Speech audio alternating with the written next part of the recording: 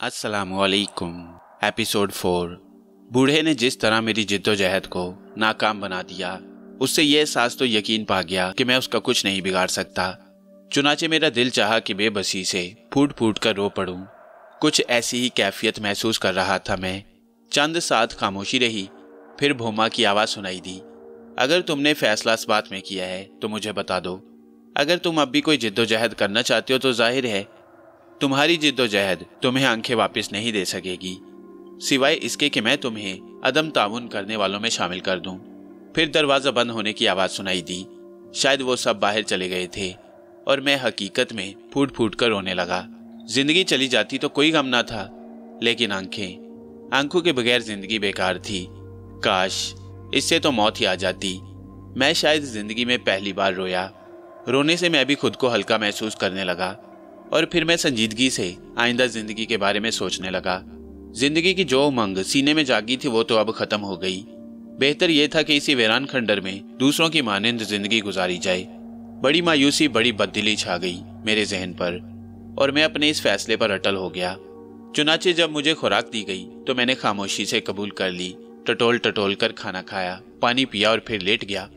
और जब मैंने कई दिन तक कोई हरकत ना की तो जैसे बूढ़े भोमा को मुझ पर यकीन आ गया। 5वें या 6ठे दिन उसने नरम लहजे में मुझे मुखातिब किया। जहांगीर, खंडरात के हिस्सों में चहलकदमी किया करो, आवाज के सहारे चलने की कोशिश किया करो। मेरा ख्याल है तुम बहुत जल्द इसके आदी हो जाओगे। जितना वक्त तारीकी में गुजरना है, एक जगह पड़े गुजारने से क्या फायदा? चलने फिरने से बदन में कुव्वत भी रहेगी। ठीक है मिस्टर भोमा, आप मुझे मेरा काम बता दें, मैं क्या काम करूं? क्या मतलब? क्या आप कर्म और धर्म की तरह कोई काम मेरे सुपुर्द करना चाहते हैं मिस्टर भोमा? अहमकाना अंदाज में मत सोचो, तुम्हारी हैसियत उनसे मुख्तलिफ है। मैं तुम्हें बता चुका हूँ कि मैंने उन्हें उनकी जिंदगी की पूरी कीमत अदा कर दी थी, जबकि तुम मेरे दोस्तों में शामिल हो। ठीक है, तुमने मेरे साथ इस अंदाज में ताउन नहीं किया जैसे मैं चाहता था, लेकिन फिर भी मैं तुमसे उनसियत रखता हूँ। यहाँ सुकून से रहो मेरे दोस्त, तुम्हें कोई तकलीफ ना होगी। और मैं सिर्फ ठंडी सांस लेकर रह गया। उसके खिलाफ मेरे दिल में जो नफरत थी उसे कोई नहीं निकाल सकता था, लेकिन मैं खामोशी के अलावा कर भी क्या सकता था। कई दिन मजीद गुजर गए। अब यहाँ रहना मैंने अपनी आदत बना ली। चहलकदमी भी कर लेता, लेकिन इस वीराने से बाहर जाना मेरे बस की बात ना थी। आंखें खोने से तकरीबन 1 माह बाद की बात है कि एक शाम में इमारत के एक हिस्से में उभरे हुए पत्थर पर बैठा हुआ था, खामोश और सोच में गुम। अचानक मुझे अपनी पुश्त पर किसी के कदमों की चाप सुनाई दी और मैं चौंक पड़ा। मैंने लापरवाही से सोचा और फिर मुझे अपने करीब वही नुस्वानी आवाज सुनाई दी जो मैं पहले सुन चुका था। अरे तुम यहाँ मौजूद हो, उसने कहा। फिर शायद वो मेरे सामने आ गई। दूसरे लम्हे उसके हलक से बेसाख्ता चीख निकल गई। नहीं, वो शायद रो पड़ी थी। ये नहीं हो सकता, ये क्या हो गया? उसने मेरे दोनों शानों पर हाथ रखकर मेरा रुख अपनी जानिब किया और फिर बेख्तियार मुझे सीने में भींच लिया। बड़ी बेख्तियाराना कैफियत थी उसके अंदाज में।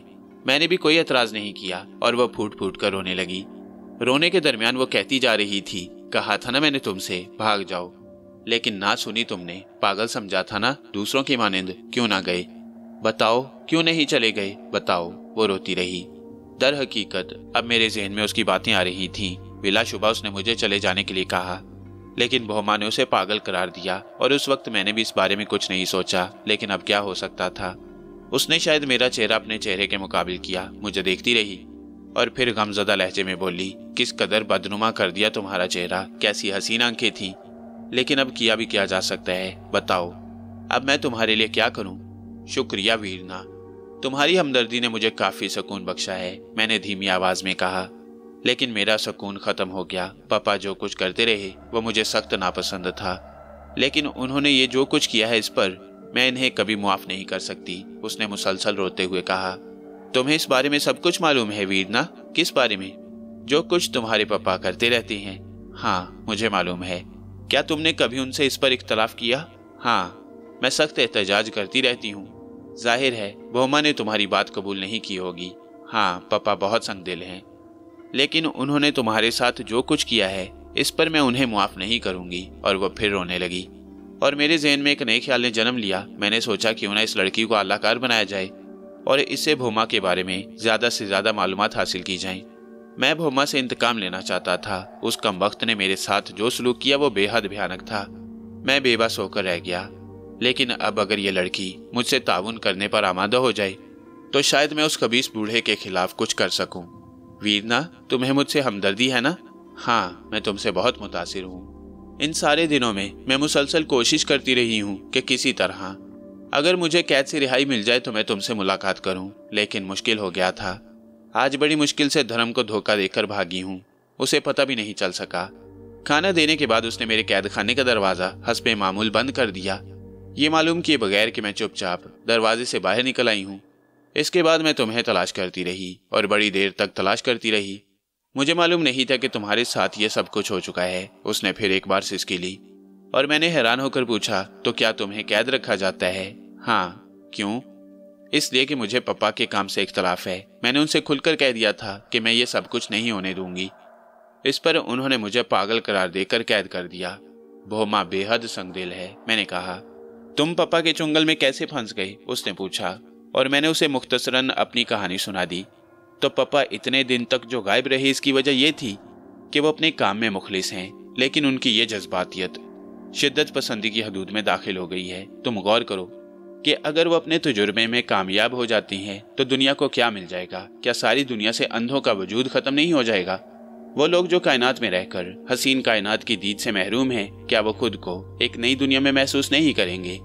इसके बाद उनके दिलों में पापा की क्या हैसियत होगी, क्या एहतराम होगा, इसका अंदाजा तुम खुद कर सकते हो। ठीक है, मुझे एतराफ़ है, लेकिन बात उनकी आंखों की थी। जब उन्हें कोई ना मिला तो उन्होंने फौरन अपनी आंखें अपने तजुर्बे की नज़र कर दी। लेकिन इसके बाद भोमा को कितनी मुश्किलात दरपेश आई होंगी किसी को नहीं मालूम, क्योंकि उन्होंने अपने लिए एक खास इंतजाम किया है, वीरना ने कहा।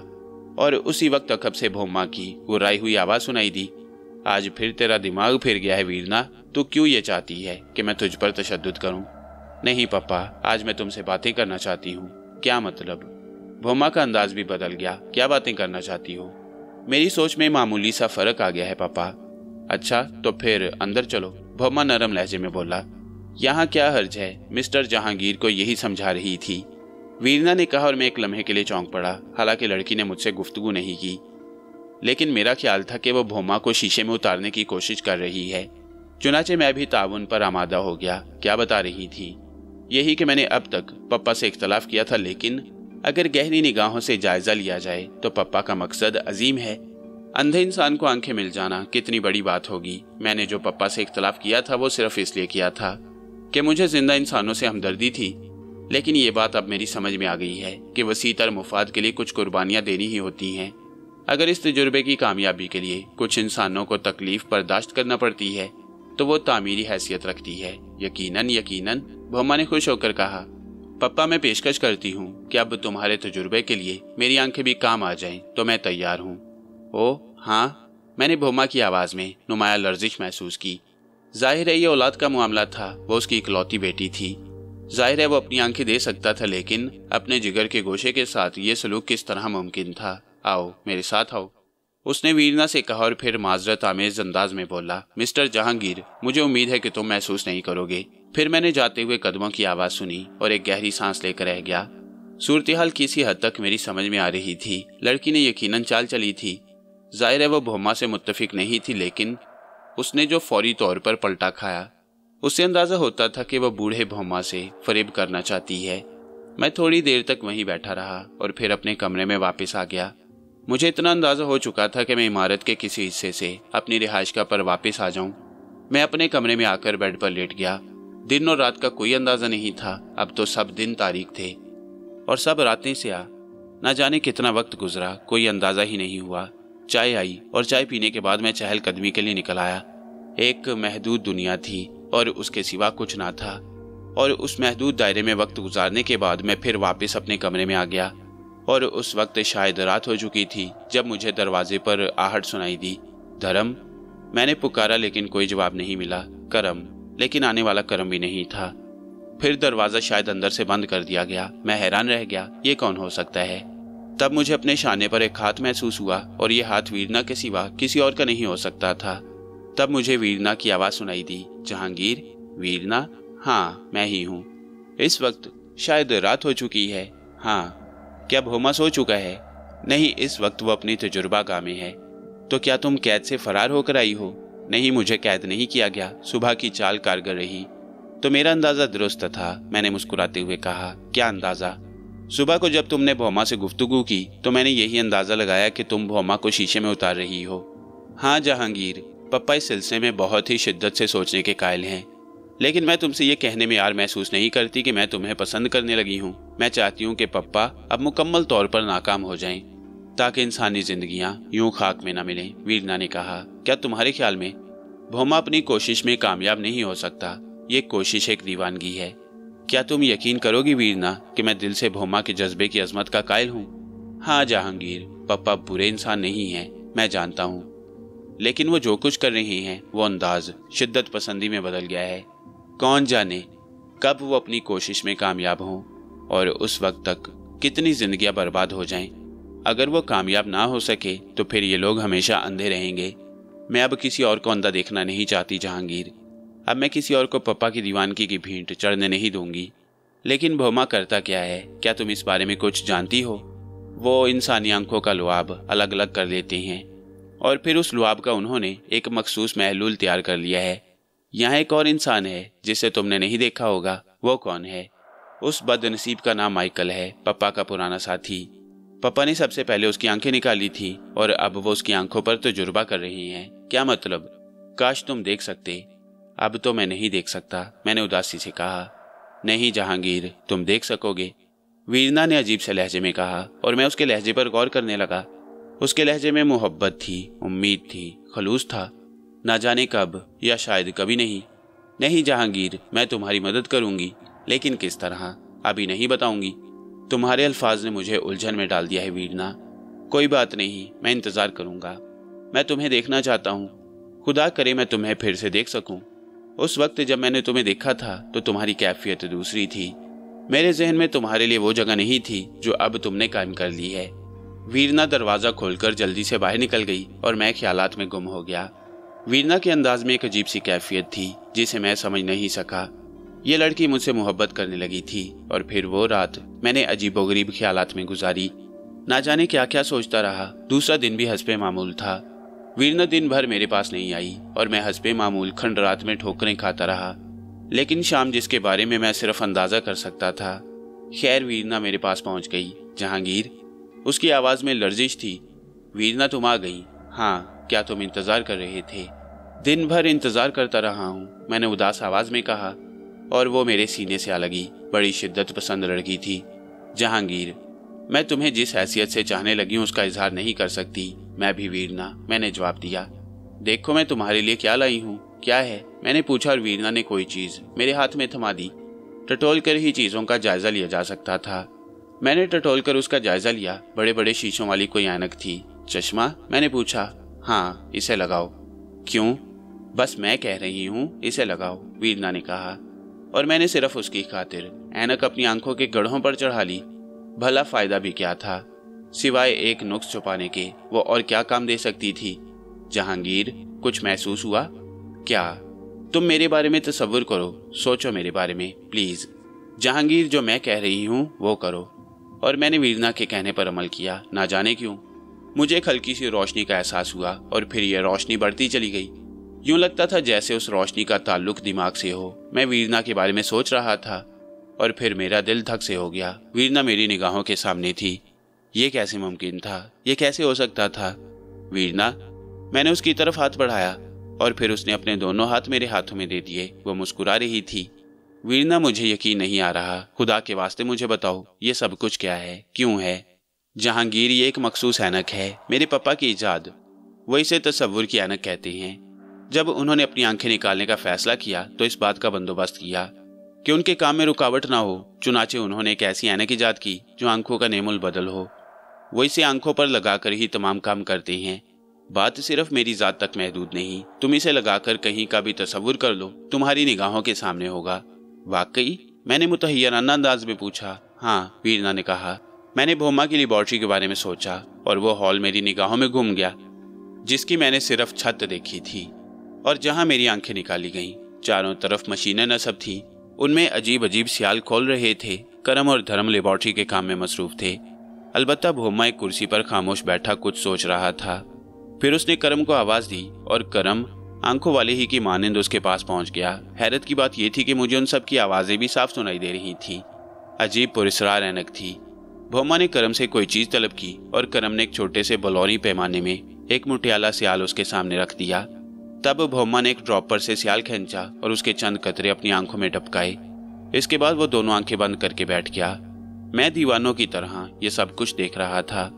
ये मेरे तसव्वुर का कमाल था। हैरत अंगेज बात थी और मैं उस दिलचस्प ऐनक में खो गया। कैसी हैरत अंगेज चीज थी, कैसी अजीबोगरीब। मैंने फिर वीरना को देखा। उसके सुर्ख लिबास के बटन मेरी आंखों के सामने आ गए। फिर सुर्ख लिबास के नीचे चमकदार सफेद जिल्द, फिर कुछ और नीचे सुर्ख सुर्ख गोश्त, पसलियों के दरमियान धड़कता हुआ दिल साफ नजर आ रहा था। निगाहें कुछ और पीछे पलट गईं और उसकी पुश्त के पीछे की दीवार साफ नजर आई। मेरा दिमाग चकराने लगा। मैंने घबराकर ऐनक उतार दी। वीरना, ये ऐनक ये अब तुम्हारी है, वीरना ने कहा। मेरी? मैंने फूले हुए सांस के साथ कहा।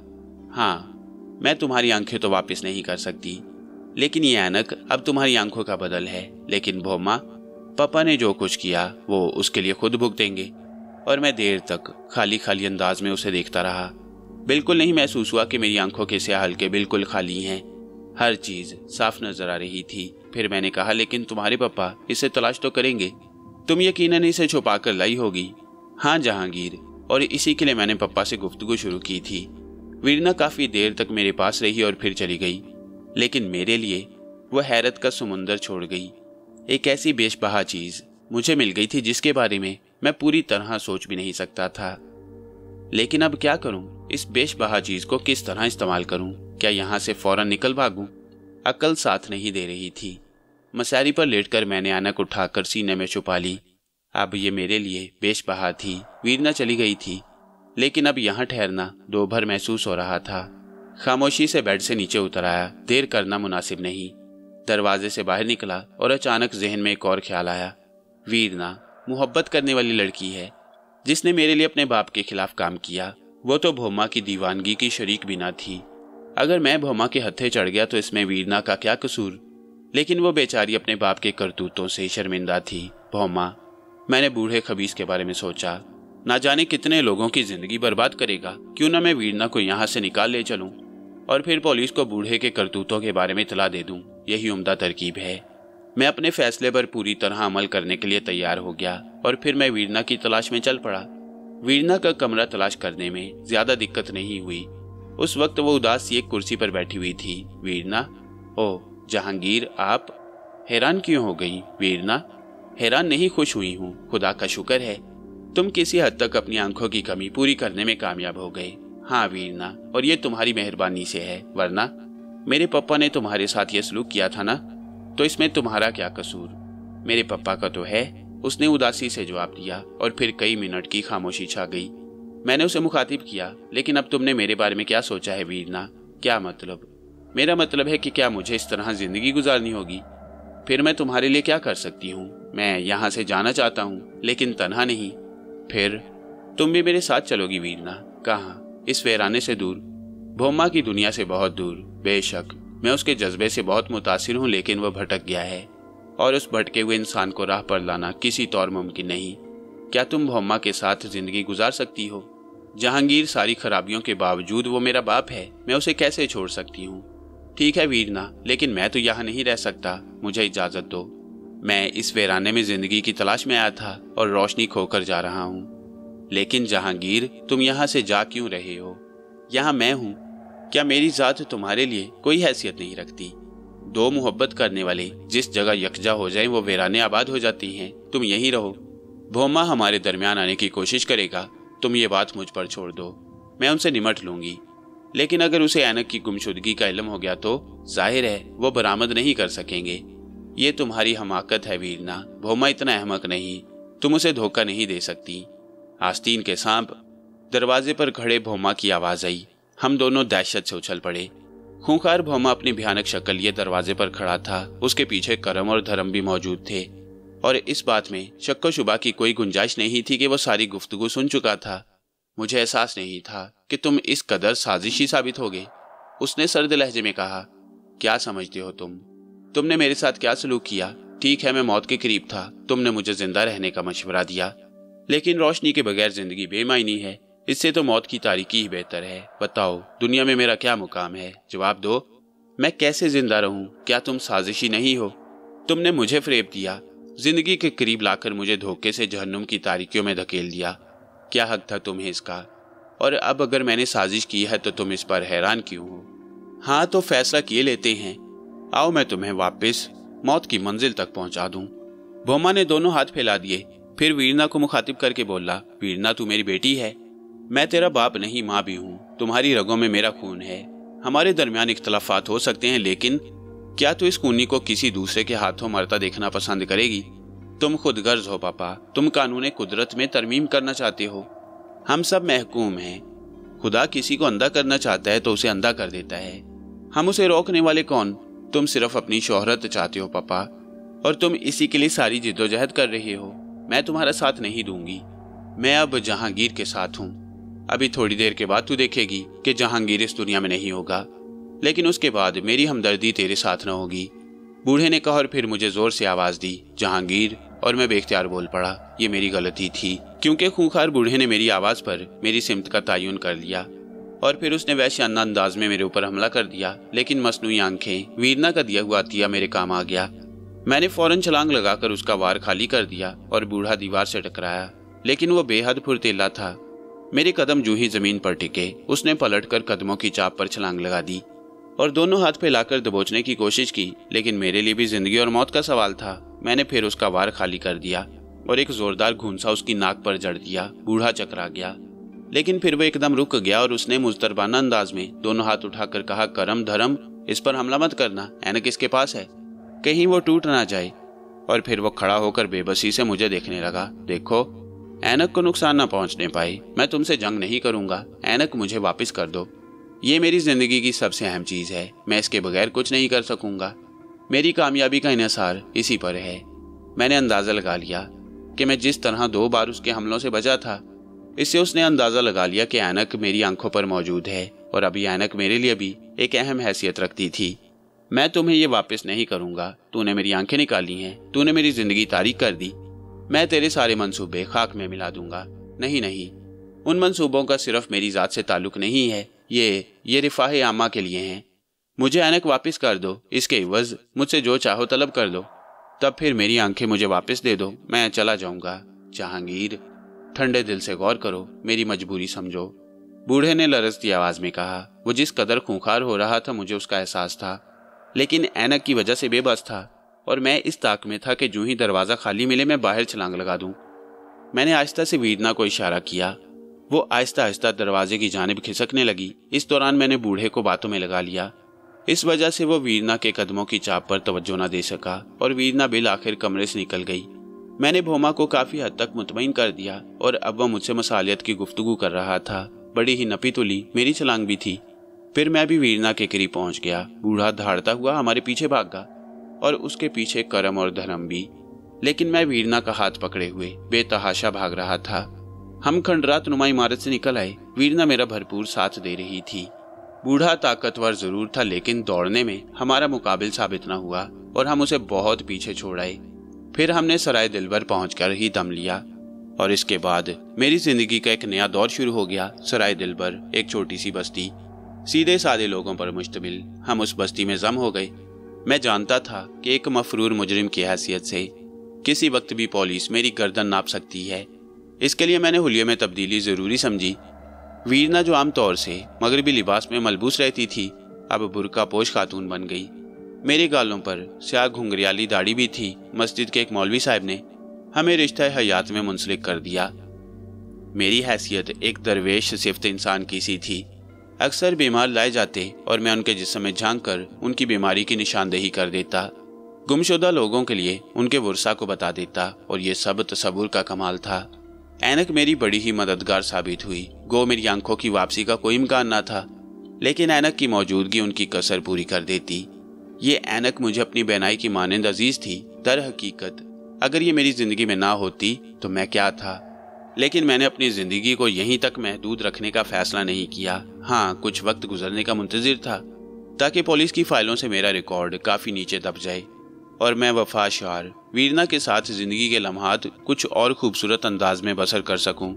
भोम्मा को मैंने मुआफ कर दिया क्योंकि ये वीरना की फरमाइश थी और वो मेरी बीवी थी। तकरीबन 4 साल मैंने वीरना के साथ सराय दिलवर में बसर किए और फिर छोटी सी खूबसूरत अपनी नन्ही बच्ची मनाहिल के साथ एक शहर का रुख किया। मेरे जहन में बहुत से मंसूबे थे जिन्हें मैं तकमील तक पहुंचाने के लिए कोशिश में मसरूफ हो गया। इस अजीबोगरीब एजाद से मैं पूरा फ़ायदा उठाना चाहता था। मैंने एक छोटा सा इदारा कायम किया जिसकी हैसियत बड़ी पुरस्कार थी। हम डॉक्टरों को उनके मरीजों की बीमारियों की शनाख्त में मदद देते जिनकी बीमारियां नामालूम होती। हम ऐसे लोगों की भी इमदाद करते जिन्हें किसी का पता मालूम करना होता, उनके हालात मालूम करना होते।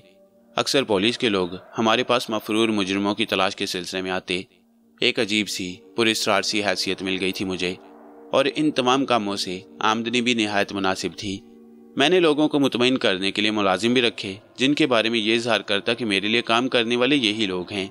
इस तरह बेनाई होने के बावजूद मेरी जिंदगी को एक मुनासिब सहारा मिल गया और ये सहारा थी मेरी ऐनक। लेकिन ये भी हकीकत है कि ज़माना किस कदर हासिद है और वक्त किस कदर संगदिल। हमारा सुकून आसमान को पसंद नहीं आया। बेशुमार हासिद पैदा हो गए।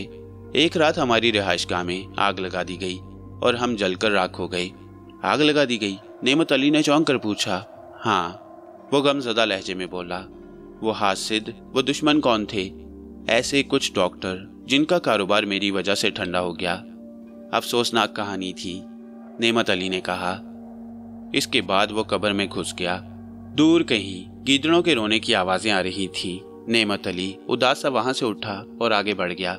बेचारे मदद अली अजीब मुश्किल का शिकार हो गए थे। तावीज़ गंडों, अमल और अमलियात के बारे में बड़ी मामूली सी मालूमात थी। निहायत शरीफ आदमी थे। चूंकि बाप दादा ने इसके अलावा कुछ नहीं सिखाया था, इसलिए इन्हीं चीज़ों में गुजारा करते। हल्के फुल्के तावीज़ गंडे वगैरह दे दिया करते, मामूली सी आमदनी हो जाती। लेकिन अब जो मुश्किलात गले पड़ी थी उनसे वो इंतहाई खौफजदा रहते। बेशक हालात बहुत बेहतर हो गए थे, माली मुश्किलात दूर हो गई थी। बेचारे कनायत पसंद इंसान थे। 500 रुपये रोज़ तो उन्होंने कभी ख्वाब में भी नहीं देखे थे, लेकिन पैसे आने पर बेकाबू नहीं हुए। पिछले दिनों जो कुछ बचा पाए वो रमज़ानी के सपुर्द कर दिया और रमज़ानी उनका बेदाम गुलाम बन गया। लेकिन वो इस कदर इनकसार पसंद थे कि किसी की गुलामी से उन्हें कोई फ़ायदा नहीं पहुंच सकता था। मोहल्ले वाले थे कि घर के सामने से गुजरते तो आंखें नीची और गर्दन झुकाकर वहां से गुजरते। कभी दरवाजे के बाहर नजर आ जाते तो लोग हाथ बांधकर हाजिरी देते और पूछते कि हुजूर किसी ज़रूरत से बाहर निकले हैं। मदद अली साहब हाथ जोड़ जोड़ कर कहते कि भाई, आप लोग मुझे क्यों गुनाहगार करते हैं? सारी ज़िंदगी आपके दरमियान गुजारी है, अब कोई आसमानी बात नहीं हो गई। बस अल्लाह ताला का नाम खुलूस और अकीदत से लेता हूँ तो अल्लाह ताला हर मुश्किल आसान कर देता है। आप लोग मेरे साथ ये सलूक करके मुझे ज़ेरे बार ना किया करें तो लोग कहते कि हुजूर यही तो आपकी बड़ाई है और इसी में तो आपकी दरवेशियत झलकती है। वरना दौर तो ये है कि अगर किसी को सर उठाने का मौका मिल जाए तो वह आसमान सर पर उठा लेता है। आपने आज तक न पहले न अब किसी से बड़ाई का इजहार किया और बड़ाई इसी को कहते हैं। लोग अपनी मुश्किलात लेकर भी आ जाते। छोटे छोटे मामलात में मदद अली जो कुछ कर सकते थे कर दिया करते, लेकिन अब लोगों ने उनके बारे में तरह तरह के अंदाजे कायम करना शुरू कर दिए। एक दो बार ऐसी कुछ मुश्किलात सामने आई तो इत्तफाक से नेमत अली घर आ गया। मदद अली ने कहा, नेमत अली तुम कहाँ मारे मारे फिरते हो बेटे?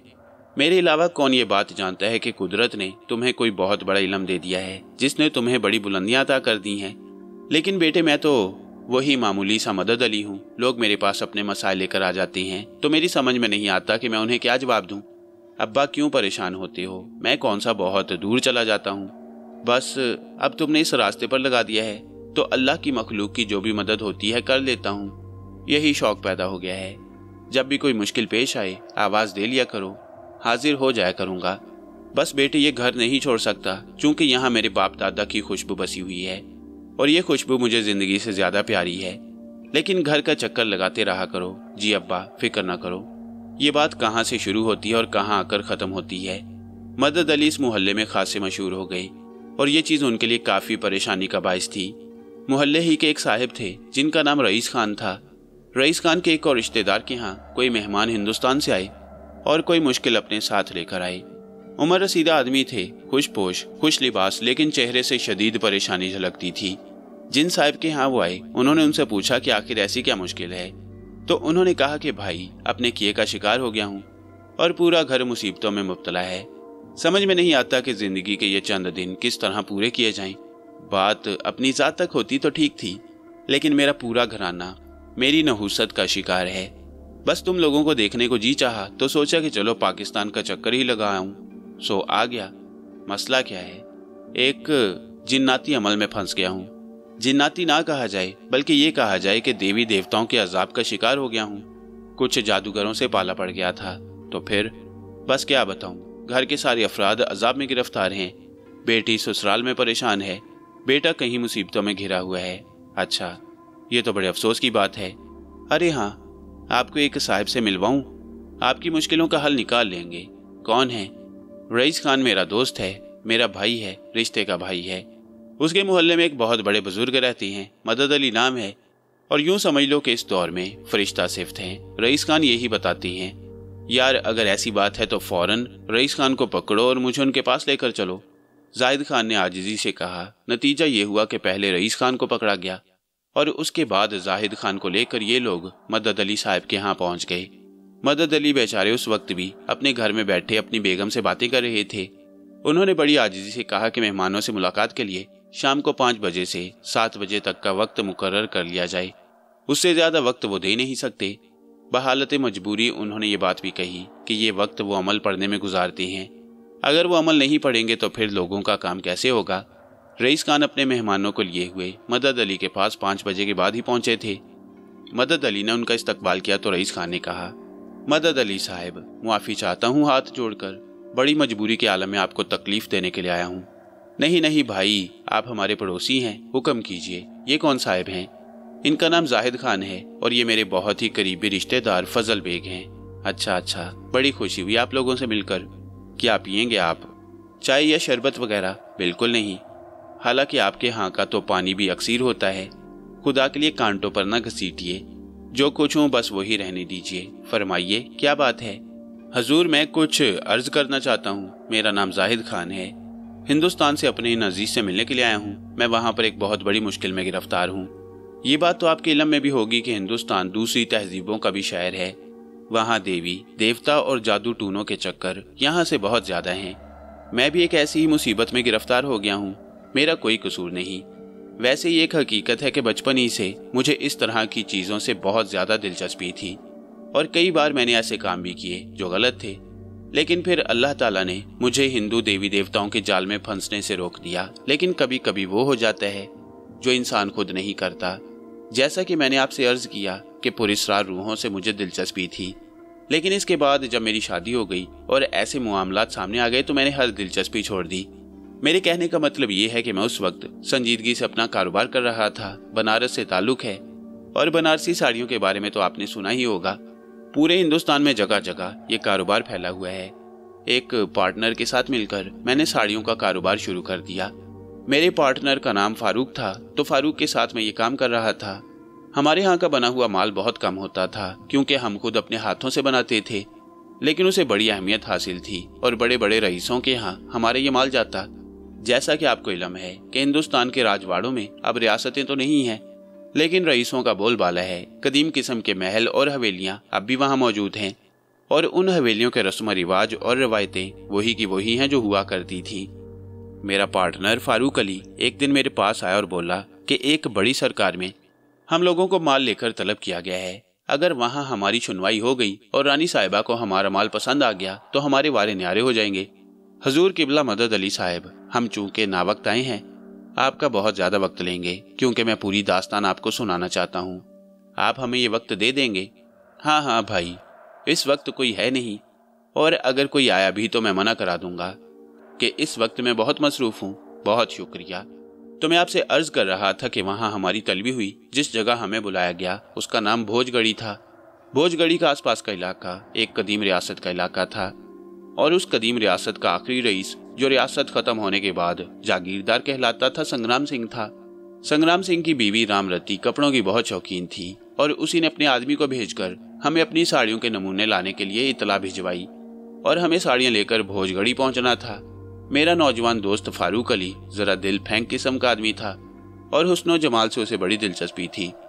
थोड़ा सा उसका साथ मैं भी दे दिया करता, लेकिन बस एक हद तक। हम गढ़ी पहुंच गए और हमारा इस्तकबाल किया गया। हम अपने साथ साड़ियों के अंबार ले गए। हमें मेहमान खाने में ठहरा दिया गया। वाकई ये हवेली महल ही मालूम होती और उसे महल ही कहा जाता था। हमें मेहमान खाने में ठहराया गया। सामने ही वसी और ईज लॉन था।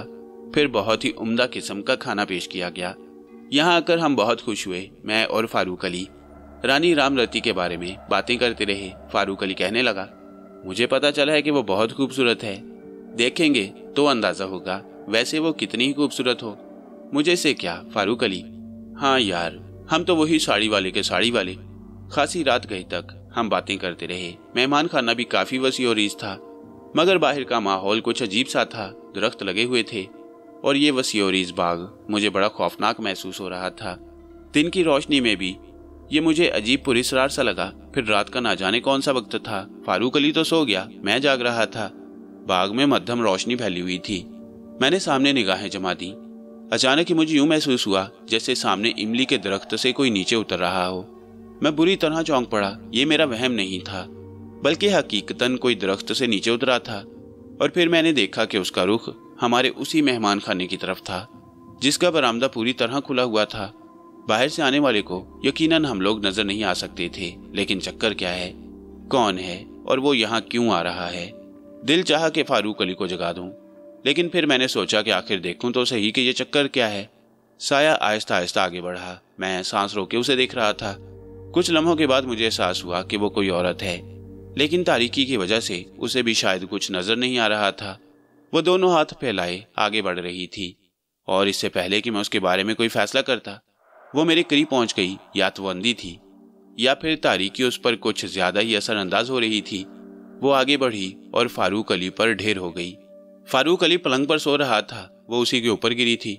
फारूक अली बुरी तरह घिघिया कर चीखा, बचाओ बचाओ। लेकिन इसके साथ साथ ही साया भी चीख उठा। नुस्वानी चीख के साथ ही आवाज उभरी, नहीं, भगवान के लिए नहीं।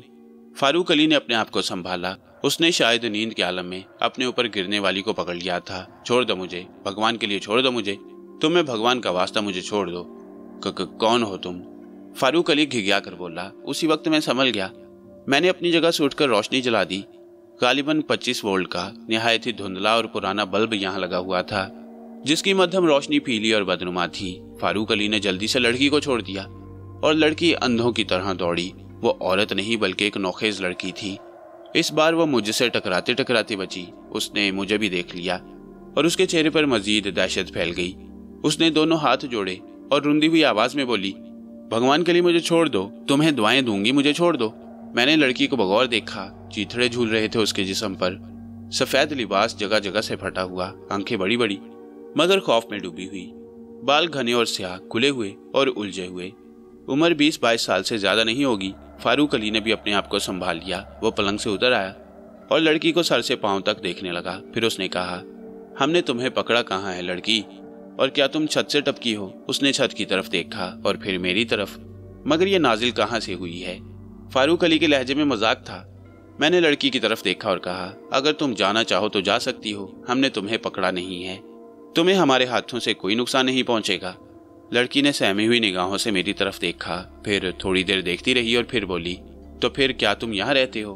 हाँ। मैं तुमसे एक बात कहूँ? हाँ कहो, जरूर कहो। मुझे कुछ खाने को दे दो, मैं 2 दिन से भूखी हूँ।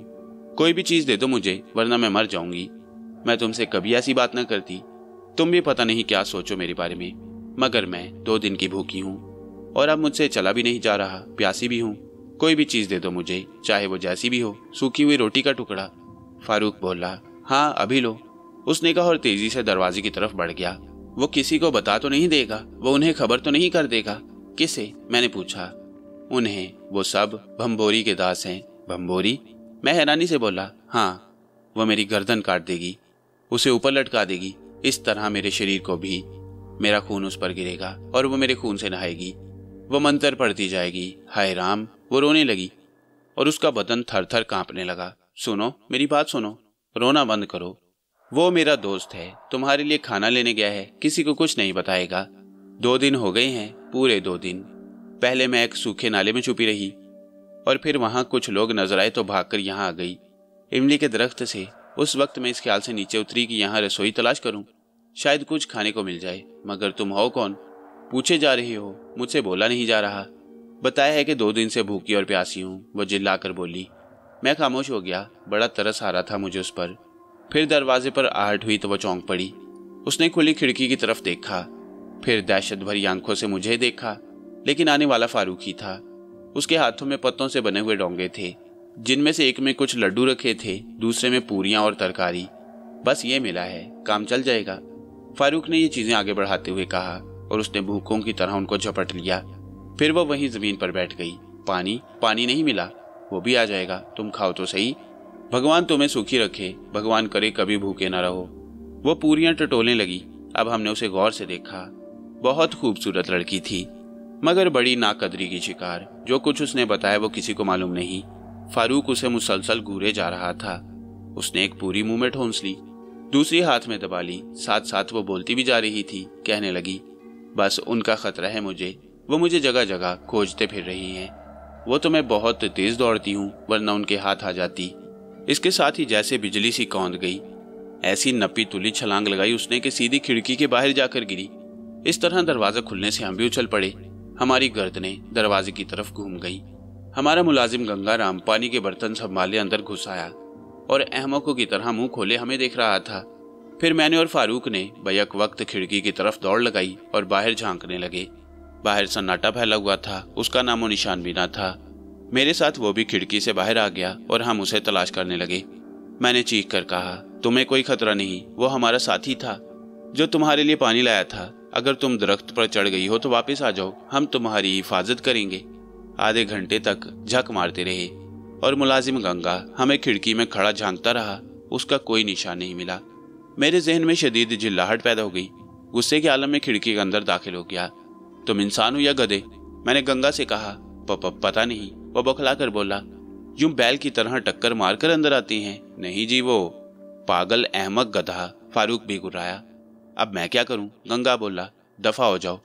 पानी छोड़ जाऊं? उसने पूछा। दफा हो जाओ यहां से, फारूक पांव पटक कर बोला और गंगा फुर्ती से बाहर निकल गया।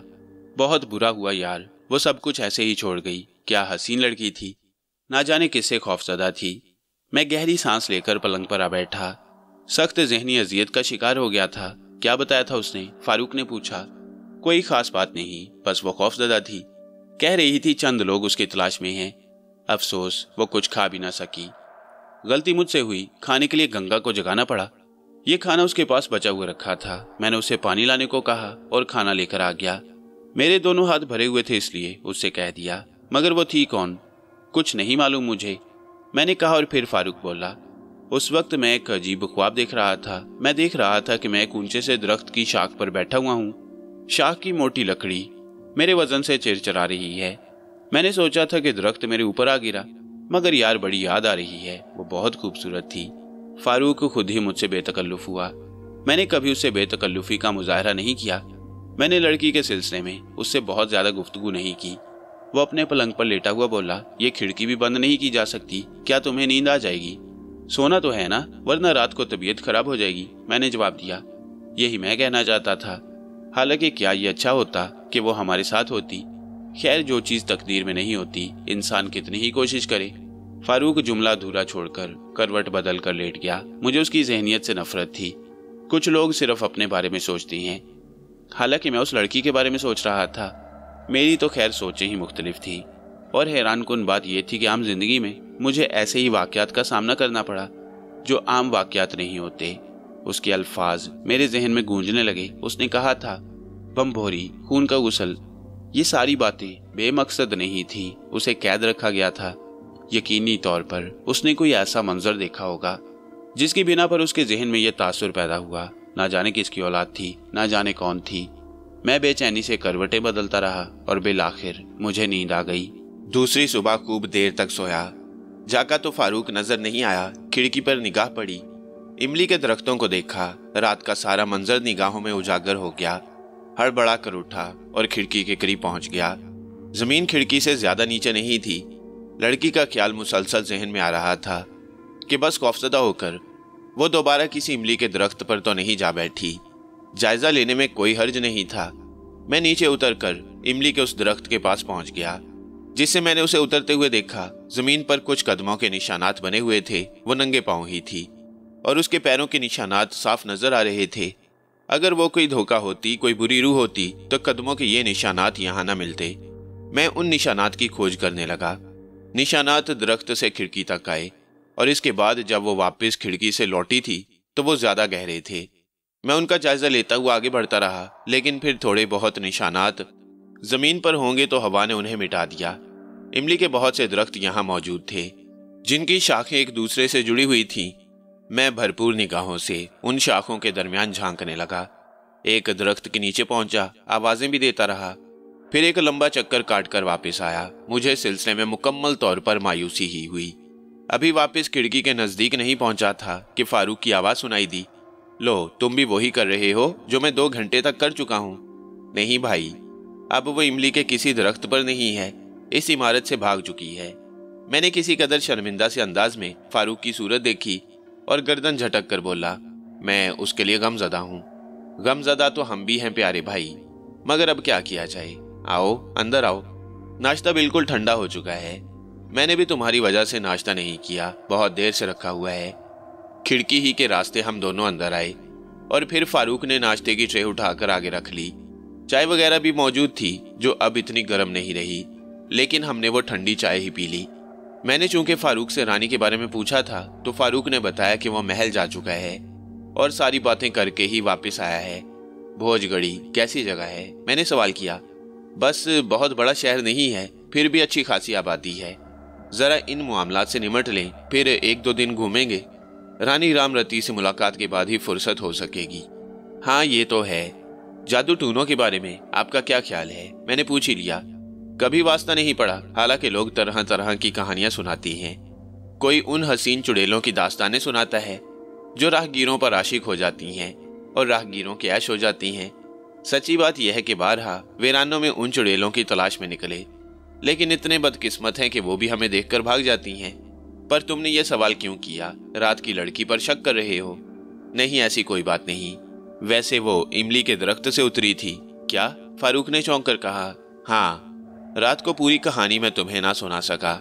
रात को मेरी आंख खुल गई और पलंग पर पांव लटकाए बैठा था कि मैंने उसे इमली के दरख्त से उतरते हुए देखा और इसके बाद वो खिड़की से अंदर आ गई। डरा रहे हो? फारूक ने खौफजदा सी हंसी के साथ कहा और मुझे हंसी आ गई। नहीं, ऐसी कोई बात नहीं। अम्मा कसम खाओ, क्या वो चुड़ैल थी? फारूक ने पुरखौफ लहजे में पूछा। नहीं फारूक साहब, चुड़ैल तो बिल्कुल नहीं थी वो। हाँ, हो तो नहीं सकती, मगर हमें चुड़ैलों का तजुर्बा भी तो नहीं है। अबे निकलो यार यहाँ से, तुमने तो वाकई खौफजदा कर दिया। वैसे ये घर भूत घर मालूम होता है, टूटा फूटा है। ला हौल वला कुव्वत, किस खौफ का शिकार कर दिया। आओ बाहर बैठे। मुझे हंसी आ गई। मैंने कहा, और अगर ये भूत साजो सामान लेकर चले गए तो मुसीबत नहीं हो जाएगी? भाई मैं सच बता रहा हूँ, अब मुझे इस वीरान जगह से डर लगने लगा है। तुम मुझे मजीद खौफजदा ना करो, और अगर रात को वो हमारे कमरे में रह जाती तो मुझे क्या मालूम था कि वो भूतनी है। कमबख्त सुना है भूतनियां और चुड़ैलें ऐसे ही दरख्तों पर बसेरा करती हैं। अरे बाप रे, मैं तो तुमसे पहले उसे इमली के दरख्तों पर तलाश करता फिरता रहा हूँ, ये सोचकर कि कहीं वो शाख पर सो ना रही हो। पता नहीं किससे खौफजदा थी। कोई बात नहीं हुई तुमसे? नहीं, कोई खास बात नहीं, भूखी थी बेचारी। मैंने बातें करने की कोशिश की तो झिल्ला गई, कहने लगी कि मैं भूखी हूँ और मुझसे बोला नहीं जा रहा, और तुम सवाल ही सवाल किए जा रहे हो। तो फिर चुड़ैल नहीं होगी उस्ताद? भला उन भूत प्रेतों को खाने पीने से क्या दिलचस्पी? और अगर हो भी तो उनके लिए मुश्किल क्या है, जहां से जो दिल चाहे हासिल कर लें। अरे बाप रे बाप, पता नहीं ये कमबख्त कब वापस आएगा। आओ कम से कम दरवाजे पर तो बैठते हैं। इस किस्म की बातों में खौफ का क्या ताल्लुक? हमारा एजेंट भी 12:30 बजे के करीब आया और खाने पीने का इंतजाम करके लाया। जीते रहो मेरे लाल, जीते रहो। कम से कम काम की बातें करके आए हो। चलो ये खाने का बंडल मुझे दे दो, हमारे लिए लाए हो ना? हाँ, मैं तो महल में खा कर आया हूँ। अच्छा, अभी से खा भी लिया? फारूक ने कहा। उन लोगों ने मजबूर कर दिया था और कहा था कि खाना खा कर जाओ। अच्छा, मुलाकात हो गई उन लोगों से? हाँ, पहली कोशिश में ही मुलाकात हो गई। 4:30 बजे हमें महल पहुंच जाना है, बमा सामान। फिर दीवान जी की निगरानी में साड़ियां सजानी होंगी। फिर शाम को 6:30 बजे महारानी उनका जायजा लेंगी और अपनी राय का इजहार करेंगी। चलो ठीक है, इसका मतलब है काम आज ही हो जाएगा, मैंने कहा। यार शर्मा, इस घर के अलावा और कोई जगह नहीं है हमारे ठहरने के लिए। अगर फिर भी इस घर में ठहरना पड़ा तो कम से कम मैं तो नहीं रुकने का, वापस चला जाऊंगा। क्यों, इस घर में क्या हो गया? शर्मा ने फारूक को घूरते हुए पूछा। बेटा, रात को हमारे घर में सोता तो पता चलता कि इस घर में क्या हो गया है। चुड़ैलें घुस आती हैं इमली के दरख्तों से नीचे उतरकर, फारूक ने कहा। खैर, देखा जाएगा, हम तो वैसे भी चुड़ैलों से खासी उनसियत रखते हैं। फारूक ने मुझे देखकर आंख मारी, लेकिन मैंने उसकी बातों में कोई दिलचस्पी नहीं ली। उस लड़की की बेबसी का एहसास उस वक्त भी मेरे दिल में मौजूद था। बेचारी खाना भी नहीं खा सकी और उसे खौफजदा होकर भागना पड़ा। ना जाने क्या किस्सा था। 4:30 बजे सब लोग तैयार हो गए। सामान बड़ी खूबसूरती से पैक किया गया और हम उसे लिए हुए महल की तरफ चल पड़े। जमाने कदीम में महलों का क्या तस्वुर होता होगा वो एक अलग बात थी, मगर मैंने महल वगैरह कम ही देखे थे। ये महल भी महल क्या था, अलबत्ता इसे एक हवेली कहा जा सकता था। वही पुराने तर्ज की तामीर की हुई इमारत, बहुत खूबसूरत और साफ सुथरी। मुलाजमीन वगैरह भी ज्यादा थे। वैसे ये सच था कि बेशक रियासतें वगैरह खत्म हो गई थीं, लेकिन उनकी बाकियात आज भी उसी शान व शौकत की हामिल थी। हवेली में मुलाजमों की पूरी फौज मौजूद थी। हमें फौरन ही खुशामदीद कहा गया। मुलाजमीन ने हमारा सामान उठा लिया और इसके बाद एक बहुत ही खूबसूरत हॉल में पहुंचा दिया। गहरे सुर्ख रंग का कालीन बिछा था। दीवारों पर भी बहुत ही खूबसूरत तस्वीर आवेज़ा थी। संगी मुजस्मे सजे हुए थे। कद्दे आदम तस्वीरें यकीनी तौर पर इस खानदान के पुराने लोगों की थीं। मैंने गहरी नजरों से पहले महल का जायजा लिया, लेकिन शर्मा जी के इशारे पर हम लोग जल्दी जल्दी अपने कामों में मसरूफ हो गए। महल के बड़े लोग अभी हमारे पास नहीं आए थे, लेकिन उस वक्त हम साड़ियों को बड़े खूबसूरत अंदाज में सजा रहे थे। दरवाजा खुला और कुछ अफराद अंदर आ गए। फारूक ने उन्हें गर्दन खम करके ताजीम दी। मैं अपने कामों में मसरूफ रहा। फारूक मुसलसल मेरा साथ दे रहा था। कुछ देर बाद वो कहने लगा, हजूरे वाला, हम आपके हुक्म के मुताबिक वक्त पर पहुंच गए। मैंने रानी साहिबा से बात कर ली है, वो बस शाम को 6:30 बजे यहाँ पहुंच जाएंगी। ठीक है। मैंने उस आवाज को सुनकर गर्दन घुमाई और इत्तेफाक से उस वक्त आने वाले ने मेरी तरफ देखा। कोई बड़ी शख्सियत ही था, बिल्कुल काली रंगत, इतना काला कि शायद अंधेरे में भी नजर न आए। बड़ी बड़ी मूंछें जो उसके रुखसारों से भी निकली हुई थीं। बहुत खास किस्म का लिबास पहने हुए, आंखें गहरे स्याह चेहरे पर बिल्कुल सफेद नजर आ रही थीं, लेकिन चेहरा पर रोब। उसने मुझे देखा और मैंने उसके चेहरे पर एक तगय्युर महसूस किया। उसकी तेज आंखें मेरा जायजा लेने लगी। एक निगाह देखने के बाद मैं फिर अपने काम में मसरूफ हो गया, लेकिन दिमाग में एक खलिश सी पैदा हो गई। उसके चेहरे पर चौंकने का सा अंदाज था, ना जाने क्यों, लेकिन उसने कुछ कहा नहीं, बल्कि खामोशी से हमें काम करते देखता रहा। अलबत्ता शर्मा जी से फारूक की मुसलसल बातें हो रही थीं। महाराज, आप भी एक नजर डाल लें और जरा हमें बताएं कि हमने जो मेहनत की है वो रानी साहिबा को पसंद आएगी या नहीं। ये मेरा काम नहीं, तुम अपना काम खामोशी से करो। उसकी आवाज भी बड़ी भरपूर थी। मैंने अपने काम से फरागत हासिल करके एक बार फिर उस शख्स को देखा और मुझे फिर उसी कैफियत का एहसास हुआ। उसकी आंखों में शक के से तासुरात थे। वैसे काला रंग होने के बावजूद उसे भयानक शक्ल का मालिक नहीं कहा जा सकता, लेकिन ना जाने क्यों वो मुझे अजीब सा लगा। जब हमने अपना काम कर लिया तो वो कहने लगा, अब तुम बाहर जाकर आराम से बैठो, अभी कुछ काम बाकी है। आपका जो हुक्म महाराज, जैसा आप कहें वैसा करेंगे, शर्मा जी ने कहा। तो फिर आओ, बाहर आ जाओ, मैं यहाँ ताला लगवाई देता हूँ। तुम बैठो, खाओ पियो, और उसके बाद ठीक 6:30 बजे रानी रामरती यहाँ पहुंच जाएंगी। हमारा काम खत्म हो गया। हम तीनों बाहर निकल आए। उस शख्स ने मुलाजमीन को हुक्म दिया कि हमें आराम से बिठाया जाए और हमारी खातिर मदारत की जाए। जिस कमरे में यह सामान सजाया गया वहां से थोड़े ही फासले पर एक जगह हम बैठ गए और मुलाजमीन ने हमारे सामने फल वगैरह लाकर रख दिए। फारूक ने कहा, कहो, लुत्फ आ रहा है या नहीं? मैंने चौंक कर फारूक को देखा और फिर आहिस्ता से कहा, यह खौफनाक शख्स कौन था? सूरत से नहीं लगता था। फारूक ने हंसकर कहा। शर्मा जी हंसकर बोले, नहीं महाराज, ऐसी बातें न कहें। अगर किसी के कानों तक पहुंच गई तो शामत आ जाएगी हमारी। बेशक रियासतें नहीं रही अब, लेकिन इन लोगों की शानो शौकत वही है। जरा सी देर में गर्दनें उतरवा दिया करते हैं। वो भीमचंद महाराज हैं। वैसे ये समझ लो मेरे दोस्त के इनका नाम इनकी पैदाइश के बाद ही रखा गया। जाहिर है नाम पैदाइश के बाद ही रखे जाते हैं, लेकिन सोचने वालों को जरा दिक्कत पेश नहीं आती होगी। उनकी शक्ल देखी और फौरन ही भीमचंद का तस्वुर जहन में आ पहुंचा। सो भीम महाराज भीमचंद बन गए।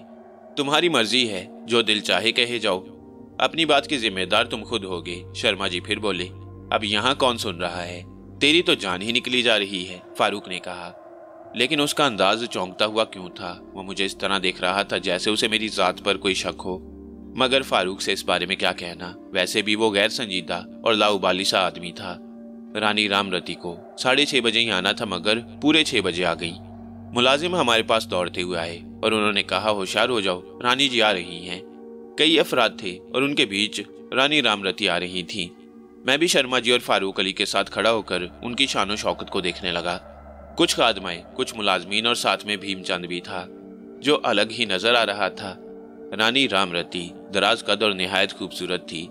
सुर्ख और सफेद सीप जैसी रंगत, बाल घटाओं जैसे, इतने के यकीन न आए। चेहरे पर एक अनोखा भांकपन और आंखों में बिजलियां सी कौंधती हुई। बड़े वकार से एक कदम रखती हुई वो आगे आई और मैंने महसूस किया कि भीमचंद आहिस्ता आहिस्ता कुछ बुदबुदा रहा है, जिसके जवाब में रानी ने खसूसन मुझे देखा और फिर उसकी नजरें मेरे ही चेहरे पर गड़ी रहीं और मुझे यूं लगा जैसे कुछ उंगलियां मेरे चेहरे को टटोल रही हों। बेख्तियार जी चाहा कि चेहरा टटोल कर देखूं, मगर फिर खुद को संभाल लिया। वो बिल्कुल करीब आ गई और मैंने उससे नजरें मिलाई। उसने बेख्तियार दोनों हाथ जोड़कर माथे से लगा दिए। उसकी पुरशौक नजरें मुसलसल मेरे चेहरे पर जमी हुई थीं। भीमचंद ने कहा, दरवाजा खोलो। साथ आने वालों ने दरवाजा खोल दिया। रानी रामरती जैसे संभल गई। फिर पहले वो और फिर उसके बाद हम सब अंदर दाखिल हो गए। रानी हमारी लाई साड़ियां देखने लगी, मगर उसके अंदाज में लापरवाही थी। वो बार बार मेरी तरफ मुतवज्जा हो जाती। फिर उसने कहा, तमाम साड़ियां बहुत अच्छी हैं, बहुत खूबसूरत हैं, हमें पसंद आई। दीवान जी, हमें तमाम साड़ियां पसंद आई, इन सबको संभाल कर रखो और ताजरों को इनकी मुंह मांगी कीमत अदा कर दो। रानी रामरती ने भीमचंद की जानिब उंगली उठाकर कहा और भीमचंद दोनों हाथ जोड़कर झुक गया और बोला, जी रानी जी, ये लोग बहुत अच्छी साड़ियां बनाती हैं, मैं इनसे कुछ और काम कराना चाहती हूँ और उस काम के डिजाइन बनवाकर मैं इनके हवाले करने की ख्वाहिशमंद हूँ। तुम लोग साड़ियों की कीमत और अपना इनाम वसूल करो।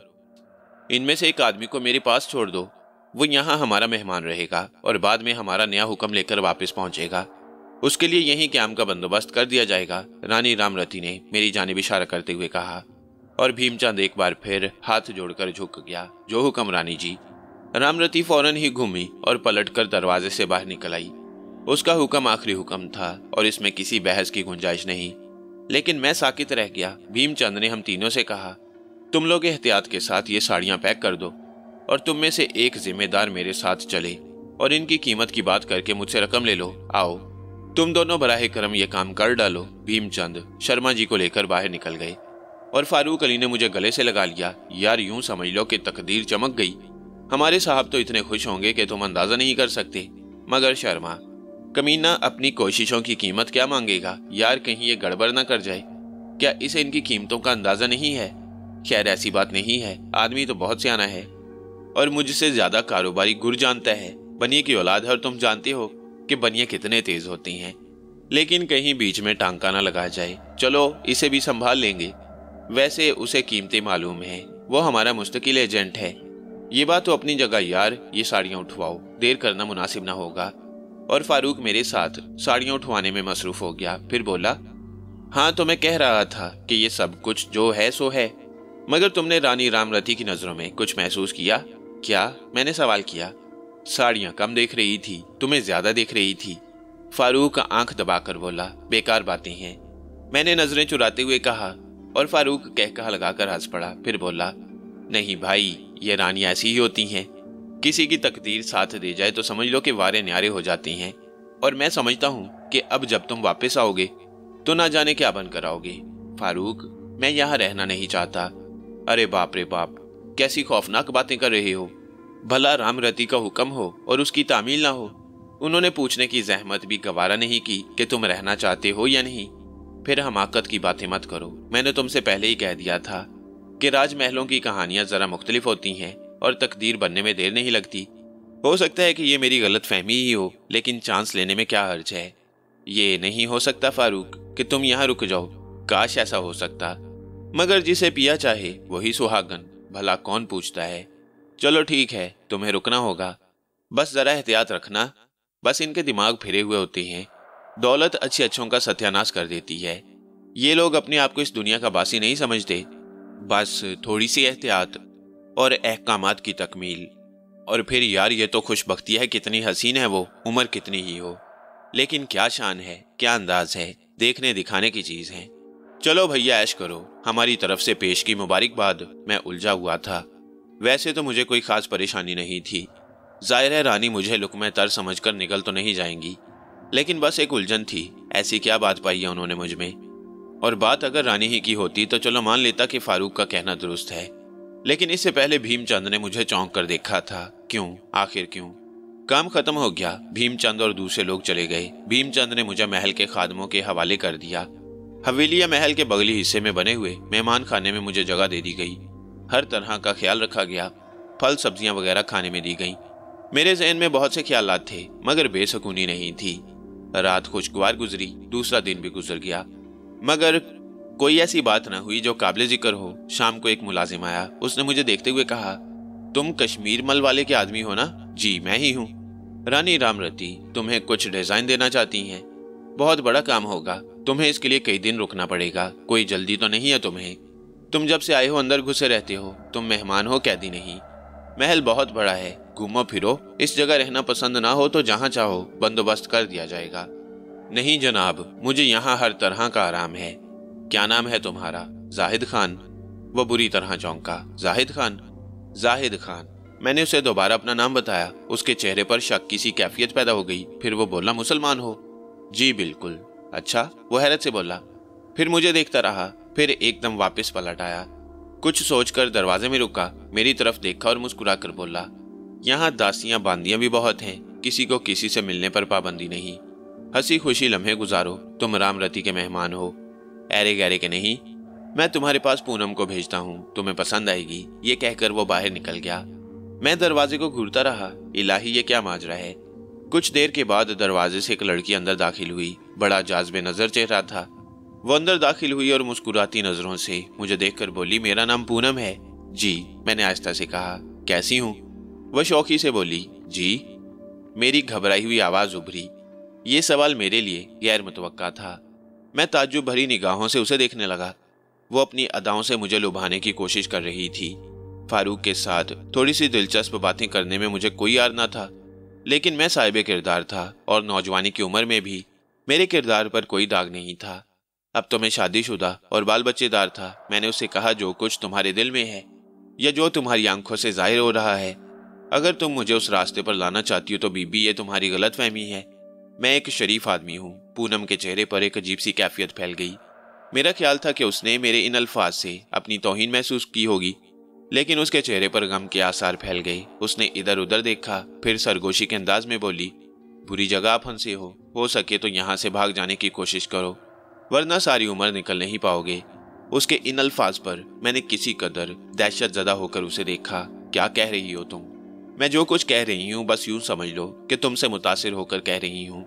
बहुत कम लोग इस तरह के होते हैं जो किसी को देखकर अपने आप को एक बाकिरदार इंसान की हैसियत से पेश करते हैं। और कुछ नहीं कहूंगी अपने बारे में, बस यूं समझ लो कि लुटी पिटी हूँ। जिंदगी से कोई दिलचस्पी नहीं रह गई। चुनाचे अगर तुम्हारे मामले में ये बात करने की मुझे अगर कोई सजा भी मिली तो अब मुझे कोई परवाह नहीं। अपने आप को संभाल कर रखना। अब मैं चलती हूँ। वो तो चली गई, लेकिन मेरे लिए खौफ ही खौफ छोड़ गई। फारूक भी जा चुका था और अब मैं यहाँ अकेला रह गया। दूसरे ही दिन मैंने शोर मचाना शुरू कर दिया और कहा कि मेरी वापसी बहुत जरूरी है। अगर रामरती साहिबा मुझसे कोई काम लेना चाहती हैं तो इसके लिए जल्दी करें, वरना मैं चला जाऊंगा। ज्यादा देर नहीं हुई थी कि एक मनहूस सी शक्ल का आदमी मेरे पास आया। पता नहीं उसके दांत ही बड़े थे या वो उस वक्त मुझे देखकर मुस्कुरा रहा था। उसकी आंखों में शैतानी चमक थी। उसने कहा, मेरा नाम रंबू है रंबू, और मैं महारानी जी के खास दासों में से हूँ। मुझे बताया गया है कि तुम यहाँ से जाने की जल्दी कर रहे हो। यार मैं तुम लोगों का मुलाजिम तो नहीं हूँ। मैं तो सिर्फ डिजाइन लेने के लिए रुक गया था, वरना मेरा तो फारूक के साथ ही चले जाना ठीक था। अब रुक ही गए हो तो यहाँ से कुछ लेकर जाओ। रंबू ने फिर अजीब से लहजे में कहा। उसके लहजे की शैतानियत का मुझे बखूबी अंदाजा हो रहा था। फिर वो बोला, बस थोड़ा सा इंतजार और कर लो, वो जल्द ही तुम्हें बुलाने वाली हैं। ये कहकर वो चला गया, लेकिन मेरे लिए एक अजीब सी कैफियत छोड़ गया। ना जाने क्यों अब मुझे यहाँ सख्त दहशत महसूस होने लगी। मुझे लगता था जैसे आने वाले भयानक वाकयात मेरा इंतजार कर रही हूँ। थोड़ा वक्त गुजर गया, फिर वही शख्स दोबारा मेरे पास आया जिसका नाम रंबू था। चलिए आपको बुलाया गया है, उसने कहा। उस वक्त भी वो मुस्कुरा रहा था। मुझे एकदम से उससे नफरत का एहसास हुआ। दिल तो चाहा कि एक जोरदार घुंसा उसके मुंह पर रसीद करूं और उसके ये दांत अंदर कर दूं, लेकिन ये वक्त ऐसा नहीं था। चुनाचे मैं उसके साथ चल पड़ा। वो बहुत से खूबसूरत रास्तों से गुजरता हुआ आखिरकार एक ऐसी जगह पहुंच गया जहां रानी रामरती एक चौड़ी कुर्सी पर बैठी हुई थी। शानदार हवेली का ये हिस्सा अपनी मिसाल आप था। बड़े से दरवाजे को खोलकर उस शख्स ने मुझे अंदर आने का इशारा किया और मैं अंदर दाखिल हो गया। इंतहाई शानदार फर्नीचर से आरास्ता कमरा देखने से ताल्लुक रखता था। जहां कुर्सी पर रानी रामरती बैठी हुई थी, वो लाखों रुपए की मालियत की होगी। उसके बदन पर एक निहायत कीमती साड़ी थी और चेहरे पर रानियों जैसी तमकनत। उसने मुस्कुराती हुई निगाहों से मुझे देखा और बोली, आओ, रुक क्यों गए? रंबू, हमारे मेहमान को कोई तकलीफ तो नहीं हुई? नहीं रानी जी, हमने इनका पूरा पूरा ख्याल रखा है, इनकी खातिर मदारत भी की। हाँ ठीक है, जाओ, रानी ने कहा और रंबू बाहर निकल गया। तब रामरती ने मुझे देखा और बोली, हाँ महाराज, अब आप मुझे बतलाइए, आपको यहाँ कोई तकलीफ तो नहीं हुई? मैंने आपकी सेवा के लिए एक लड़की पूनम को भेजा था, सुना है आपने उसे कोई हैसियत नहीं दी। देखिए रानी रामरती, मैं एक मामूली सा आदमी हूँ, शादीशुदा और बाल बच्चों वाला, और फिर यहाँ मैं अपनी दुकान के सिलसिले में आया हूँ। आप मुझे डिजाइन दीजिए, मैं यहाँ से चला जाऊंगा। नहीं, ऐसा कैसे हो सकता है, तुम हमारे लिए बड़े कीमती हो। असल में मैं तुम्हें अपने बारे में पूरी तफसील बताती हूँ। मेरा ताल्लुक एक गरीब घराने से था। मेरे पिताजी एक बहुत बड़े महान ज्योतिषी थे और मैं उनकी इकलौती बेटी। पिताजी चाहते थे कि मैं राजनगर की रानी बनूं, ऐश आराम का जीवन बिताऊं। उन्होंने मेरी कुंडली बनाई थी, पर अपनी ज्योतिष विद्या से काम लेकर उन्होंने उस कुंडली में कुछ ऐसी तब्दीलियां की जिनसे मेरे जीवन का रुख ही बदल गया। मेरे लिए ना जाने क्या क्या जतन किए गए।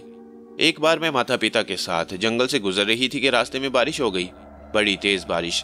पिताजी को आगे बढ़ने से रुकना पड़ा। हमारी बैलगाड़ी आखिरकार एक ऐसी जगह पहुंच गई जहां एक टूटा फूटा मंदिर था, मगर यह मंदिर नहीं था बल्कि एक साधु का मुठ था, और अंदर एक ऐसा बूढ़ा आदमी बैठा हुआ था जिसके सर के बाल बढ़ बढ़कर जमीन तक आ गए थे और उनके सिरे मिट्टी में गुम हो गए थे।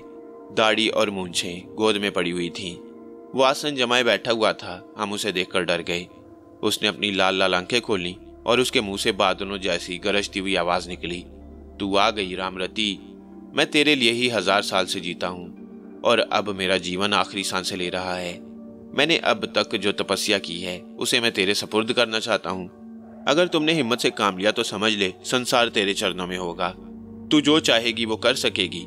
जितना मैं तुझे दे रहा हूँ उसे आगे ले जाना तेरा काम होगा, और इसके लिए तुझे एक आखिरी जाप करना पड़ेगा। देखो, क्या नाम बताती हो तुम अपना? जाहिद खान। अगर तुम्हें जाहिद खान की बजाय करण जोत कह लिया जाए तो क्या हर्ज होगा, लेकिन करण जोत बनकर जो शक्ति तुम्हें मिलेगी उसके बारे में तुम सोच भी नहीं सकते। हजरत, मैं आपको क्या बताऊं, आप यूं समझ लीजिए कि मेरे तो रोंगटे खड़े हो गए। वो अपनी धुन में कही जा रही थी। हाँ, तो मैं तुम्हें बता रही थी कि इसके बाद मेरी तकदीर के सितारे चमकते रहे, यहाँ तक कि मैं भोजगढ़ी की रानी बन गई। भोजगढ़ी बहुत बड़ी रियासत है और हम यहाँ राजा रानियों की तरह जीवन बिता रहे हैं, पर अगर हम अपनी वो शक्ति हासिल कर लें तो फिर हर महान शक्ति के मालिक हो जाएंगे। मुझे तुम्हारी जरूरत है। पूर्णमासी की रात को मुझे एक जाप करना है। एक नौजवान लड़की जिससे तुम मिल चुके हो, मेरा ज्ञान मुझे बहुत कुछ बताता है। वो मैंने अपने उसी मकसद के लिए रखी हुई थी।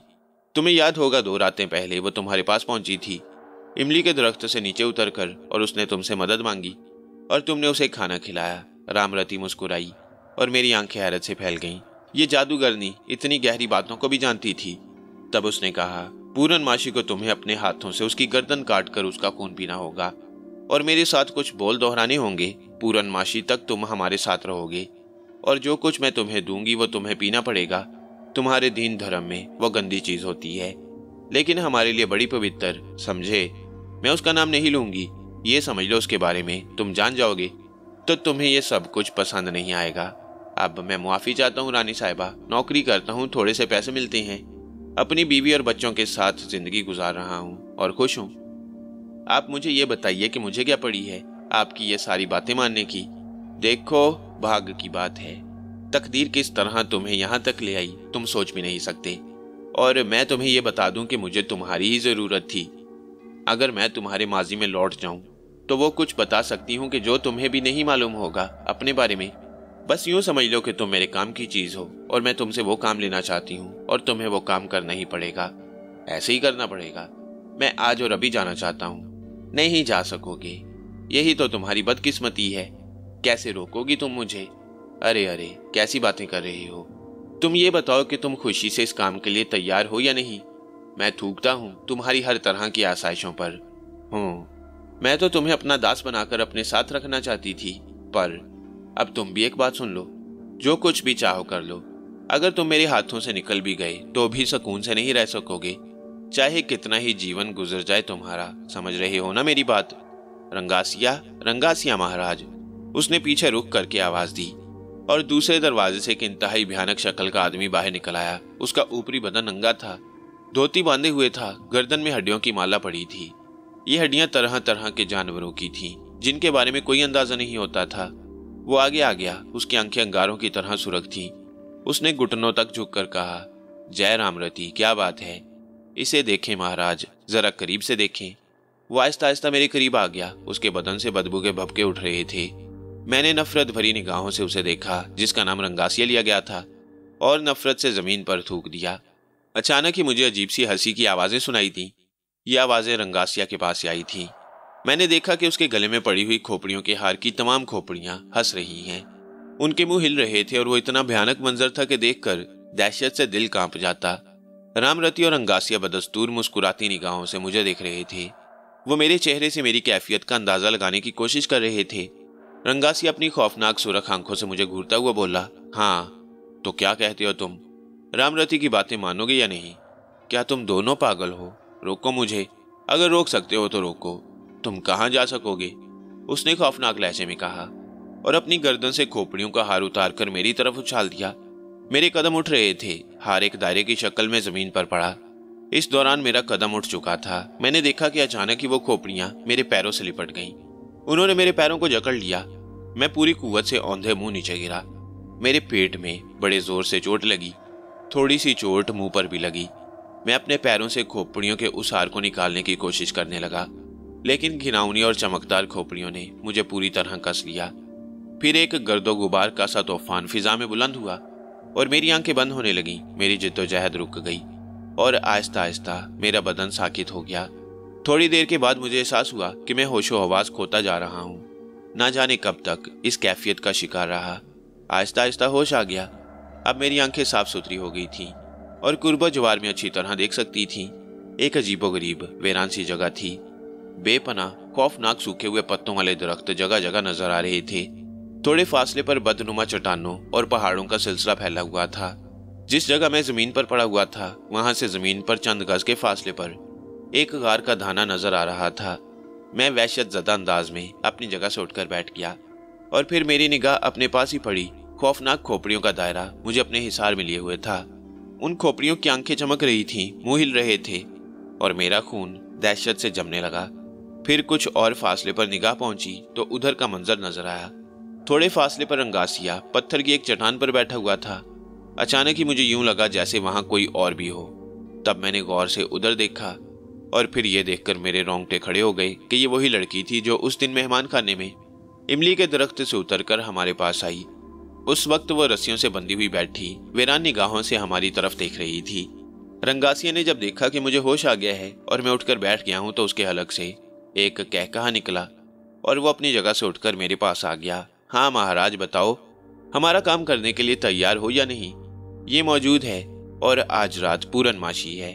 अगर आज तुम इस काम के लिए तैयार ना हुए तो फिर 1 महीने इंतजार करना पड़ेगा। तुम अपना काम करो और उसके बाद तमाशा देखो कि तुम्हें क्या शक्ति मिल जाती है। पगले, मान ले हमारी बात, बस जो हम कह रहे हैं वो कर ले। इसकी गर्दन काट और इसका खून पी ले। जब तू ये काम करेगा तो फिर तू हमारी महारानी रामरती का चहीता साथी होगा और संसार तेरे चरणों में होगा। मुझे एकदम गुस्सा आ गया। मैंने कहा, उल्लू के पट्टे, तू क्या समझता है? तेरे कहने से मैं एक इंसानी जान ले सकता हूँ, और वो भी उस मासूम लड़की की जिससे मेरी कोई दुश्मनी नहीं। तू या तेरी जादूगरनी मुझे कभी इस काम के लिए मजबूर नहीं कर सकती। मत भूल के तू हो चुका है पागल, पर तू वो खो रहा है जिसके बारे में अगर किसी को बता दिया जाए तो वो 100 जानने देने को तैयार हो जाएगा। तो फिर ये बात भी कम से कम तू सुन ले कि मैं वो नहीं हूँगा। क्या समझ रहे हो? बस अब मैं क्या कहूँ? अगर तू नहीं मान रहा तो मैं रानी जी को खबर किए देता हूँ। ये कहकर वो अपनी जगह से वापस पलटा। उसने आगे बढ़कर बंधी हुई लड़की को अपने कंधे पर डाला और मुझसे दूर होता चला गया। मैं सख्त परेशान खड़ा था और मेरी दिली ख्वाहिश थी कि मैं यहाँ से भाग जाऊं। उस वीरान जगह के बारे में मुझे कुछ मालूम नहीं था कि ये कौन सी जगह है और कहाँ है। लेकिन मुझे खौफ था कि खोपड़ियों का ये हिसार बेमकसद नहीं है। डरते डरते कदमों से मैं आगे बढ़ा और जिस जगह से मैंने बाहर निकलने की कोशिश की वहां पड़ी हुई खोपड़ी मुंह खोलकर मेरी जानिब लपकी और उसने मेरा टखना पकड़ लिया। मेरे हलक से एक दिल खराश चीख निकल गई। खोपड़ी ने एक लम्हा के लिए मुझे छोड़ दिया, लेकिन उसके दांत जहां मेरे पांव में गड़े थे वहां से खून बहने लगा। मुझे इस बात का अंदाजा हो गया कि मैं जिस तरफ से भी निकलने की कोशिश करूंगा मेरे साथ यही सब कुछ होगा। चुनाचे मैं वापस आकर अपनी जगह पर बैठ गया। मुझे इस बात का अंदाजा हो गया कि यह जादू नगरी बड़ी खतरनाक जगह है और ये मुसीबत जो मेरे सर पर पड़ी है वो आसानी से नहीं टलेगी। रंगासिया गायब हो गया, लेकिन इसके बाद फिर मुझे कोई साया सा नजर आया। कोई मेरे करीब आ रहा था और जब वो करीब पहुंचा तो मैंने उसे पहचान लिया। ये भीमचंद था, काली सूरत वाला भीमचंद।